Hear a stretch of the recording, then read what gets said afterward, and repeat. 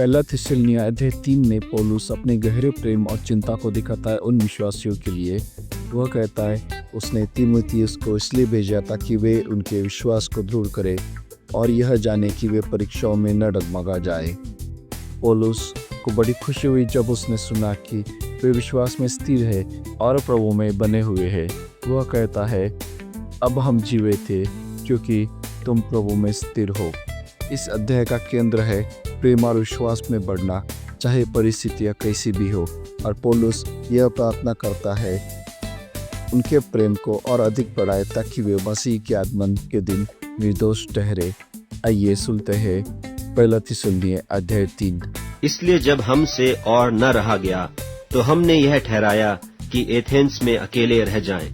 और हमने तीमुथियुस को, जो मसीह के सुसमाचार में हमारा भाई और परमेश्वर का सेवक है, इसलिए भेजा कि वह तुम्हें स्थिर करे और तुम्हारे विश्वास के विषय में तुम्हें समझाए कि कोई इन क्लेशों के कारण डगमगा न जाए, क्योंकि तुम आप जानते हो कि हम इन्हीं के लिए ठहराए गए हैं। क्योंकि पहले भी जब हम तुम्हारे यहाँ थे तो तुमसे कहा करते थे कि हमें क्लेश उठाने पड़ेंगे, और ऐसा ही हुआ है और तुम जानते भी हो।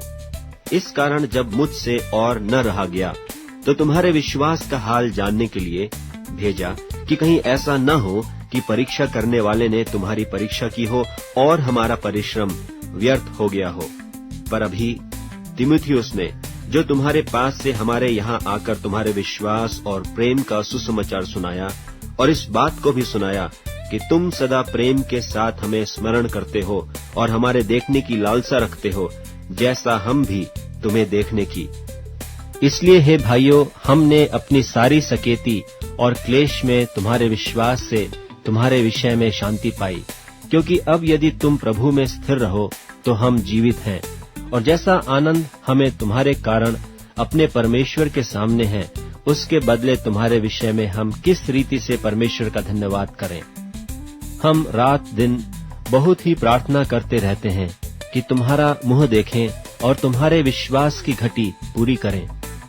अब हमारा परमेश्वर और पिता आप ही और हमारा प्रभु यीशु तुम्हारे यहाँ आने के लिए हमारी अगुवाई करे, और प्रभु ऐसा करे कि जैसा हम तुमसे प्रेम रखते हैं वैसा ही तुम्हारा प्रेम भी आपस में और सब मनुष्यों के साथ बढ़े और उन्नति करता जाए, ताकि वह तुम्हारे मनों को ऐसा स्थिर करे कि जब हमारा प्रभु यीशु अपने सब पवित्र लोगों के साथ आए तो वे हमारे परमेश्वर और पिता के सामने पवित्रता में निर्दोष ठहरे।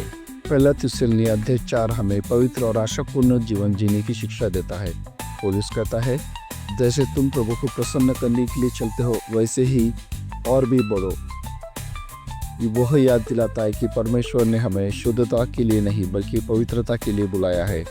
वह हमें सिखाता है कि हम शांति से रहे, अपने काम में लगे रहे और दूसरों के लिए आदर्श बने। फिर पौलुस एक अद्भुत वादा देता है, जब प्रभु यीशु फिर आएंगे तो जो मसीह में मरे हैं वह पहले जी उठेंगे और फिर हम सब उसके साथ आकाश में मिलेंगे। इसलिए वो कहता है इन वचनों से एक दूसरे को शांति दे।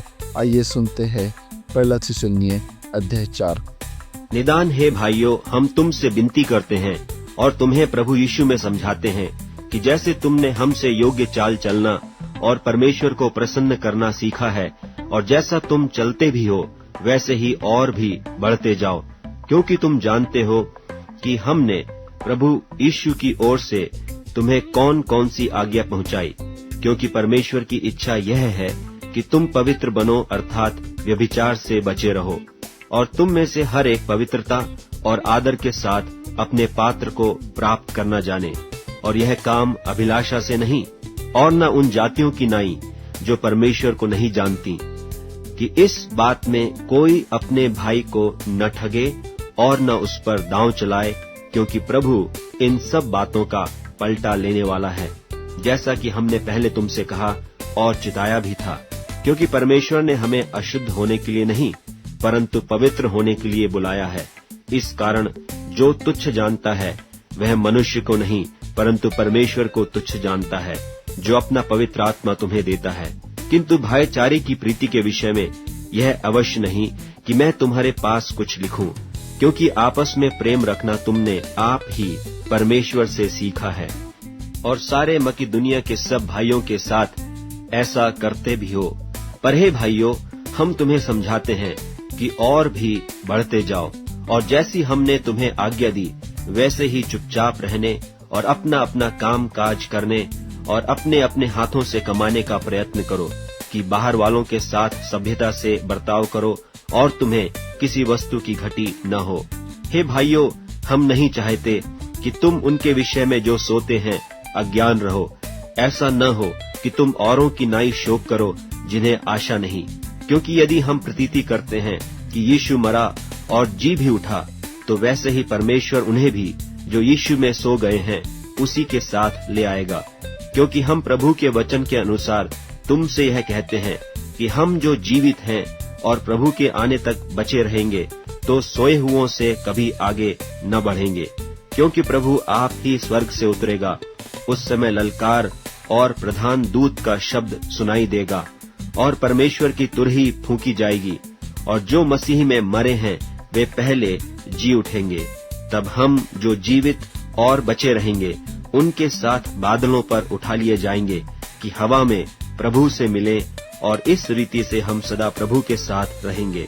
सो इन बातों से एक दूसरे को शांति दिया करो। पहला थिस्सलुनीय अध्याय 5 हमें जागरूक और आत्मिक रूप से सतर्क रहने की शिक्षा देता है। पौलुस कहता है, प्रभु का दिन चोर की तरह आएगा, इसलिए हमें नींद नहीं बल्कि जागते हुए विश्वास, प्रेम और आशा के कवच से लैस रहना चाहिए। वह हमें प्रोत्साहित करता है कि हम एक दूसरे को सांत्वना दें, एक दूसरे को बढ़ाएं और हर बात में धन्यवाद करें, क्योंकि यही मसीह यीशु में परमेश्वर की इच्छा है।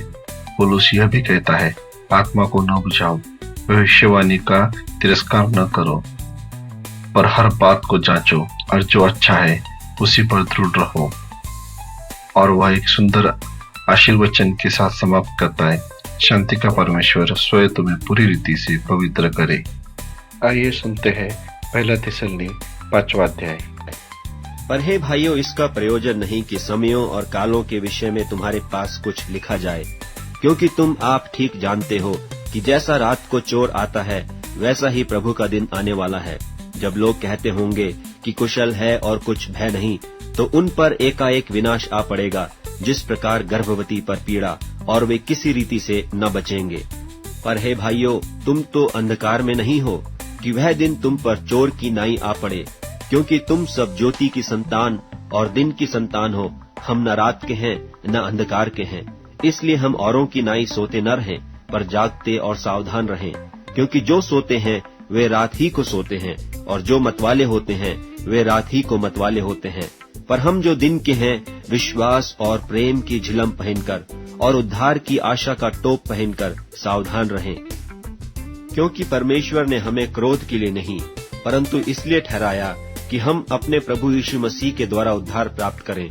वह हमारे लिए इस कारण मरा कि हम चाहे जागते हों चाहे सोते हों, सब मिलकर उसी के साथ जिएं। इस कारण एक दूसरे को शांति दो और एक दूसरे की उन्नति के कारण बनो, निदान तुम ऐसा करते भी हो। और हे भाइयों, हम तुमसे विनती करते हैं कि जो तुम में परिश्रम करते हैं और प्रभु में तुम्हारे अगुवे हैं और तुम्हें शिक्षा देते हैं, उन्हें मानो और उनके काम के कारण प्रेम के साथ उनको बहुत ही आदर के योग्य समझो। आपस में मेल मिलाप से रहो। और हे भाइयों, हम तुम्हें समझाते हैं कि जो ठीक चाल नहीं चलते उनको समझाओ, कायरों को ढाढ़स दो, निर्बलों को संभालो, सबकी ओर सहनशीलता दिखाओ। सावधान, कोई किसी से बुराई के बदले बुराई न करे, पर सदा भलाई करने पर तत्पर रहो। आपस में और सब से भी भलाई ही की चेष्टा करो। सदा आनंदित रहो, निरंतर प्रार्थना में लगे रहो, हर बात में धन्यवाद करो, क्योंकि तुम्हारे लिए मसीह यीशु में परमेश्वर की यही इच्छा है। आत्मा को न बुझाओ, भविष्यवाणियों को तुच्छ न जानो, सब बातों को परखो, जो अच्छी है उसे पकड़े रहो, सब प्रकार की बुराई से बचे रहो। शांति का परमेश्वर आप ही तुम्हें पूरी रीति से पवित्र करे और तुम्हारी आत्मा और प्राण और देह हमारे प्रभु यीशु मसीह के आने तक पूरे पूरे और निर्दोष सुरक्षित रहें। तुम्हारा बुलाने वाला सच्चा है और वह ऐसा ही करेगा। हे भाइयों, हमारे लिए प्रार्थना करो। सब भाइयों को पवित्र चुंबन से नमस्कार करो। मैं तुम्हें प्रभु की शपथ देता हूँ यह पत्री सब भाइयों को पढ़कर सुनाई जाए। हमारे प्रभु यीशु मसीह का अनुग्रह तुम पर होता रहे। आज हमने सीखा, सच्चा विश्वास परिस्थितियों से नहीं डगमगाता, वह परीक्षाओं में और भी मजबूत होता है। पौलुस हमें याद दिलाता है कि हमें पवित्र और प्रेमपूर्ण जीवन जीना है ताकि प्रभु यीशु फिर आए तो उसके सामने हम निर्दोष और तैयार पाए। आओ हम हर दिन विश्वास में स्थिर रहे और मसीहा की प्रतिज्ञा में आशा से भरपूर जीवन जिए। अगर यह वचन आपके हृदय को छू गया है तो इस वीडियो को लाइक, शेयर और सब्सक्राइब करें ताकि परमेश्वर का वचन औरों तक पहुँचे। परमेश्वर आपको अत्यधिक आशीष दे और आपके हृदय को अपनी शांति और पवित्रता से भर दे।